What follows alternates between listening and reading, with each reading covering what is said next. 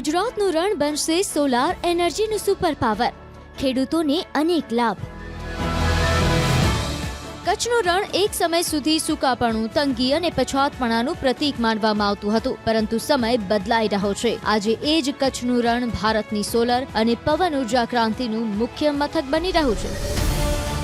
સરકાર અને ખાનગી કંપનીઓની ભાગીદારીથી અહીંથી ઉત્પન્ન થતી ઉર્જા માત્ર કચ્છ કે ગુજરાત પૂરતી સીમિત નથી, પરંતુ સમગ્ર દેશના વિકાસને વેગવાન બનાવશે। તમામ સરકારી નીતિ નિયમોના પાલન સાથે કચ્છમાં સોલાર પ્લાન્ટ સ્થાપિત થઈ રહ્યા છે અને દેશના વિવિધ સ્થળો સુધી વીજળી પહોંચાડવા માટે ટ્રાન્સમિશન લાઇન નાખવાની કામગીરી અવિરત ચાલી રહી છે, પરંતુ કેટલાક લોકો ખેડૂતોને ઉશ્કેરી કામમાં વિક્ષેપ પાડવાનો હીન પ્રયાસ કરી રહ્યા છે।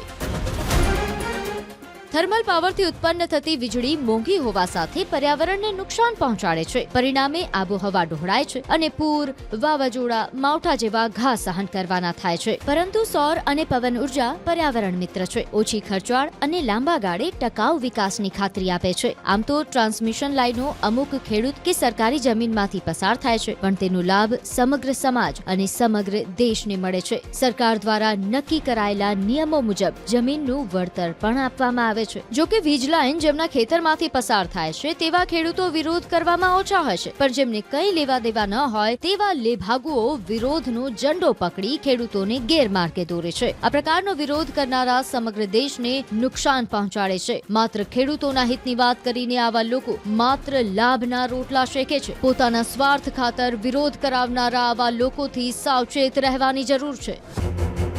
આ પ્રકારના લોક ઉપયોગી પ્રોજેક્ટો સમયસર પૂર્ણ થાય તે માટે સહયોગ જરૂરી છે, કારણ કે સામૂહિક વિકાસમાં અવરોધ લાંબા ગાળે સૌ માટે નુકસાનકારક સાબિત થાય છે।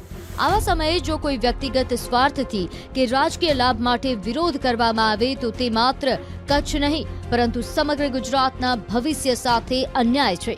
નક્કી એ નિર્દોષ ખેડૂતોએ પણ કરવું પડશે કે કોઈના સ્વાર્થ ખાતર આપણે આપણા પગ પર કુહાડી કેમ મારી રહ્યા છીએ।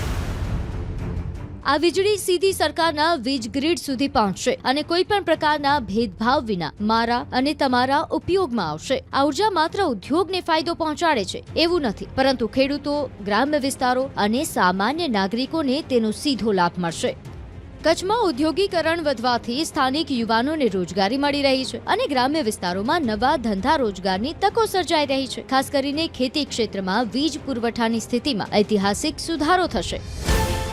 એક સમય હતો જ્યારે જ્યોતિગ્રામ યોજના દ્વારા ગ્રામ્ય ગુજરાતના અંધારા દૂર થયા હતા। આજે એ જ સરકાર ઉદ્યોગો સાથે મળીને ખેડૂતોને ઉર્જાવાન બનાવવાની દિશામાં આગળ વધી રહી છે।